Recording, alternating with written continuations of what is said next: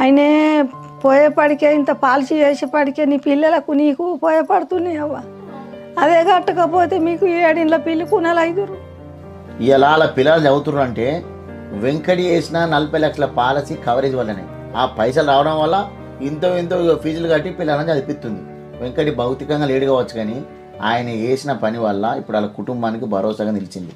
ఆయన కట్టిన కేవలం 2 ప్రీమియంలు కానీ ఇవాళ ఎంత 40 లక్షల రూపాయలు వచ్చినాయి. మీరు కూడా ఆలోచించుర్రి, తమ్మునికి ఎంతనే ఆ టర్మినేషన్ తీసుకో, నువ్వు కూడా ఒక పాలసీ తీసుకో. ఇవాళ కథ మంచిగా లేదు, నా మాట ఏనుర్రి.